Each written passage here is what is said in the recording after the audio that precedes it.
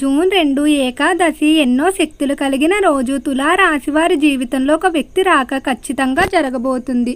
ఊహించని ఫలితాలు. తులారాశివారికి ఏర్పడబోయే ఫలితాలు చూసే ముందు మీరు కనుక ఫస్ట్ టైం మా ఛానల్ని చూస్తున్నట్లయితే సబ్స్క్రైబ్ చేసుకోండి. అలానే పక్కనే ఉన్న బెల్ ఐకాన్ని యాక్టివేట్ చేసుకోవడం వల్ల మా ఛానల్లో పెట్టే ప్రతి వీడియో నోటిఫికేషన్ మీ మొబైల్కి అందుతుంది.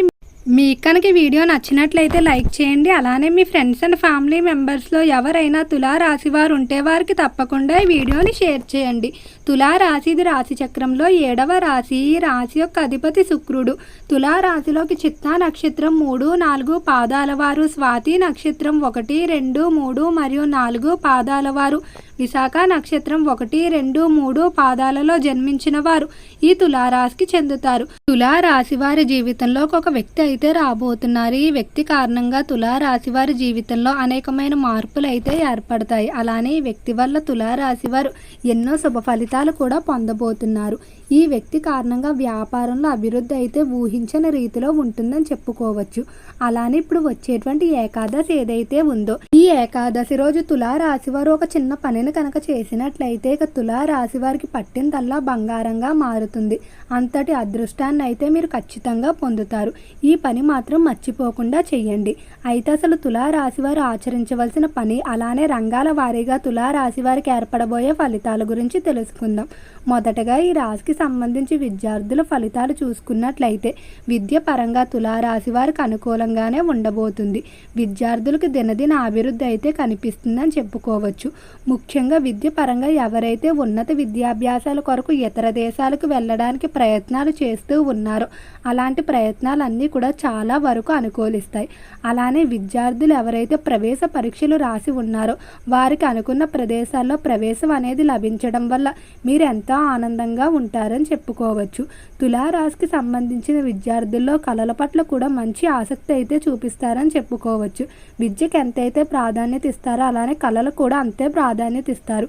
జీవితంలో క్రమశిక్షణతో ముందుకు వెళ్తారు. అధిక సమయాన్ని పెద్దలతో గురువులతో గడపడానికి ఎక్కువగా ఆసక్తి చూపుతూ ఉంటారు.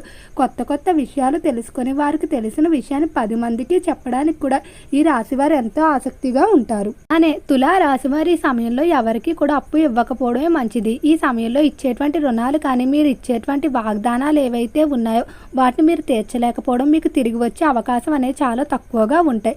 కొన్ని సందర్భాల్లో అవతల వారికి మీరు మాట ఇచ్చి అది తప్పిన వారుగా మిగిలిపోతారు. కాబట్టి ఎటువంటి వాగ్దానాలు ఇవ్వకపోవడమే మంచిది. అలానే ఆర్థిక పరంగా కూడా ఎవ్వరికీ హామీలు అస్సలు ఉండవద్దు.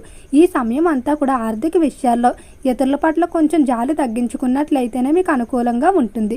ఇక ఈ రాశికి సంబంధించి వ్యాపారస్తుల ఫలితాలు చూసుకున్నట్లయితే వ్యాపార పరంగా మీకు కొంతమంది పార్ట్నర్ల ప్రవేశం అయితే ఉంటుంది. అయితే మొదట వీరు స్నేహితులుగా పరిచయం అయ్యి మీ యొక్క నిజాయితీ అలానే మీరు వ్యాపారానికి పడే కష్టం ఏదైతే ఉందో దానిని చూసి వ్యాపారానికి సంబంధించి మీకు ఎంతగానో సహాయం చేస్తారని చెప్పుకోవచ్చు. అలానే వ్యాపార పరంగా మీకు ఉన్నటువంటి సమస్యలు ఏవైతే ఉన్నాయో వాటిని తీర్చడానికి కూడా వీరు ఎంతగానో సహాయపడతారు.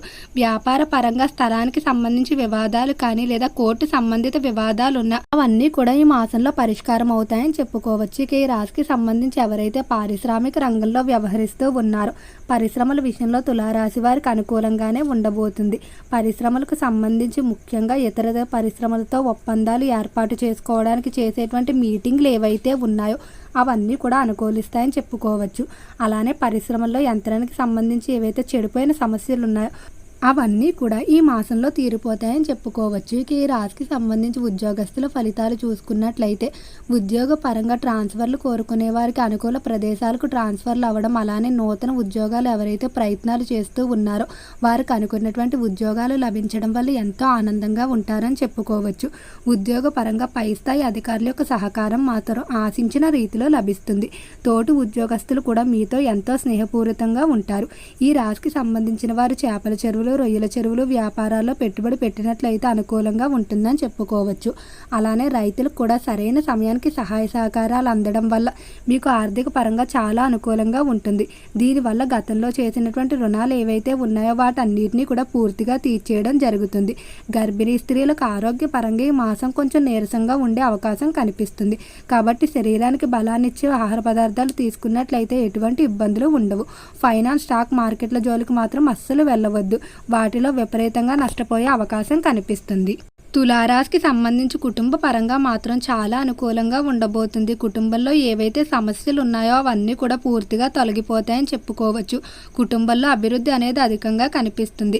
అలానే కుటుంబ పరంగా మిమ్మల్ని ఇబ్బంది పెడుతున్నటువంటి వ్యక్తులు ఎవరైతే ఉన్నారో వారి యొక్క తప్పులు తెలుసుకొని మీ దగ్గరకు వచ్చి క్షమాపణలు చెప్పి మరలా మీలో మునుపటిలా స్నేహాన్ని కోరుకుంటారు. తులారాశికి సంబంధించి ఎవరైతే వివాహం కావాల్సిన స్త్రీ పురుషులు ఉన్నారో వివాహానికి సంబంధించి ఖచ్చితంగా తొందరలోనే శుభవార్తలు అయితే వింటారని చెప్పుకోవచ్చు. మీరు ఎలాంటి లక్షణాలు కలిగిన జీవిత భాగస్వామిని కోరుకుంటారో అటువంటి వారు లభించడం వల్ల ఎంతో ఆనందంగా ఉంటారు. అలానే వివాహానికి సంబంధించి ప్రయత్నాలు అన్నీ కూడా అనుకూలంగానే పూర్తవుతాయి. ఈ రాశికి సంబంధించి ముఖ్యంగా సంతాన పరంగా మాత్రం మంచి పేరు ప్రఖ్యాతులు సంపాదించుకుంటారు. ముఖ్యంగా సంతానాల వల్ల స్థిరాస్తులు కొనుగోలు చేసే అవకాశం కూడా కనిపిస్తుంది.